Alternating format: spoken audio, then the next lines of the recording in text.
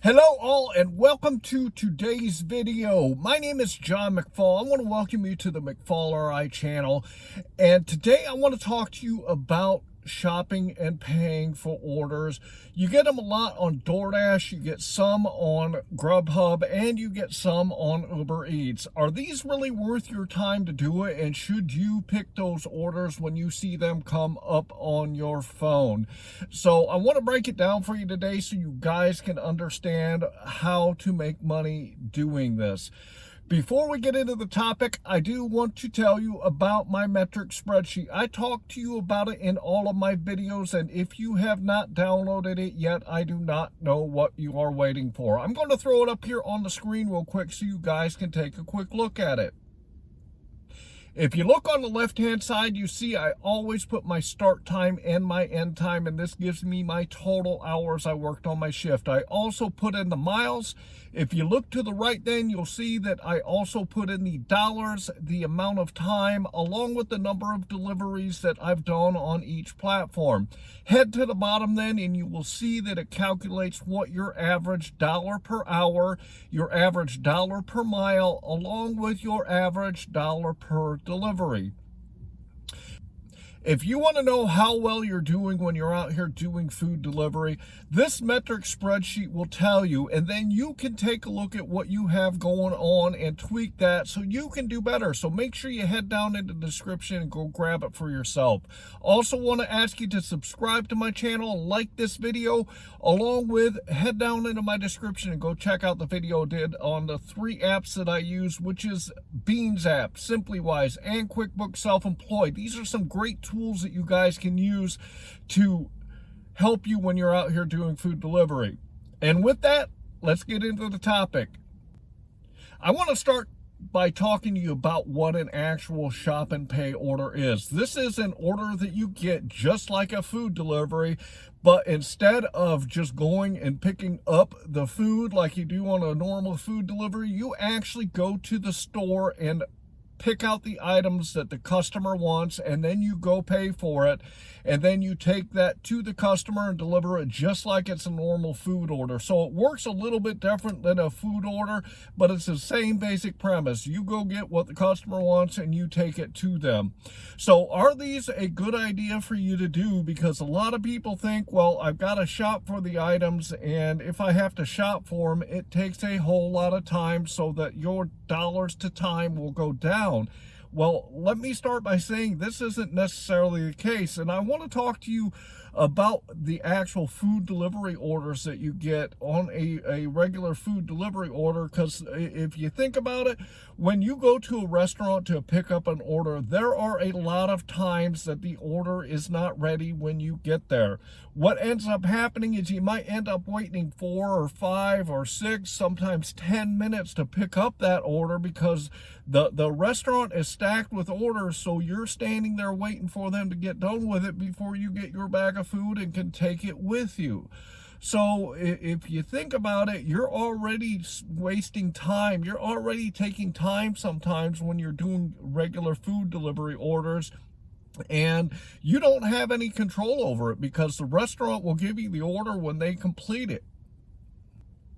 I really like the orders that I get when it's a shop and pay order, if the order does a couple of things. Number one, it's got to meet my dollars per hour that I always talk about. Number two, it's got to meet my dollars per mile that I always talk about. You look at these orders in the same way that you do a food delivery order, as far as your dollars per hour and your dollars per time. That doesn't change on these types of orders.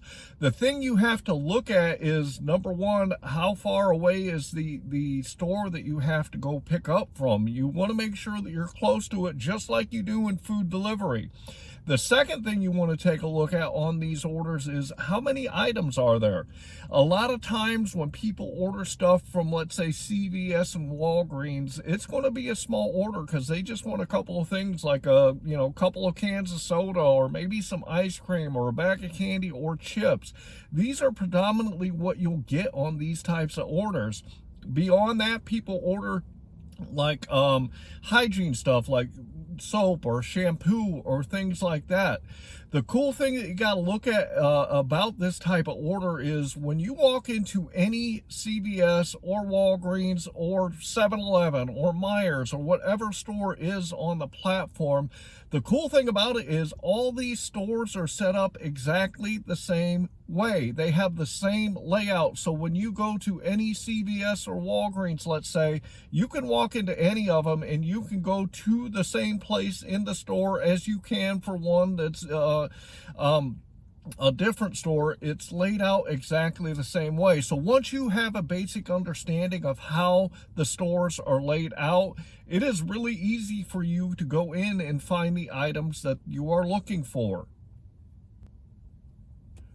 Another thing about these stores is a lot of them, especially since a lot of people are coming in for places like DoorDash and Uber Eats and GrubHub to pick up orders for customers, a lot of these places have put in self-checkout lanes.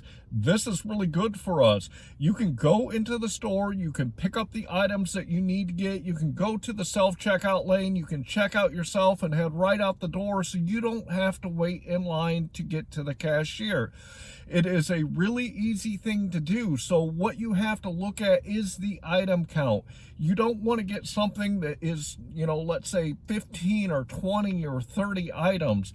Look at those smaller ones. I typically will pick up orders that have items that are usually no more than about 5 to 8, because this is a really quick trip. And as I was talking about with food delivery and the time that you have to wait, if you get that type of order, you can get in and you can get the items and you can check out and be back in your car within literally 5 minutes. A lot of times when you get these orders too, when people ask for 7 items, 4 of them might be the exact same thing. In other words, you might go in and have to get 4 of, let's say, Arizona iced teas, and they are the exact same thing. So although it says that it is 7 items, let's say, 4 of them might be the exact same thing. So it's a really quick thing to do. My recommendation for you is to go try it for yourself. When you see an order come up, accept that order and go try it out and see how it fits for you in your marketplace. Accept an order, go to the store, pick up the items, deliver them, and if it doesn't take you a whole lot of time to do it, then it is something that you can make a lot of money at. One thing I will say about the shop and pay orders is typically when even DoorDash, which is typically the lowest paying app out there, when they send you a shop and pay order, these orders typically pay higher than a normal food delivery order. So you're going to make more money right off the bat because of the type of order that it is. And once you accept the order, go pick up the items, go deliver it, and see how it works for you and see what your dollars to time and your dollars to mile are to see if it's a good fit for you. One other thing I want to tell you is that once you start doing these orders, you're going to start getting quicker at it because you're going to know where to go in the stores to get the items. So it's going to take you a lot less time in the store because you don't have to hunt around for them because you know exactly where they are when you get there. So over time, once you've done a lot of these orders, it's going to be a really quick pickup for you, and you're going to spend very little time in the actual store to get the orders. So go try it out for yourself and see if it's something that can work for you. When I first saw the shop and pay orders, I was really skittish about trying to go get them because I thought that it was going to take so much time that I wasn't going to make very good money doing it.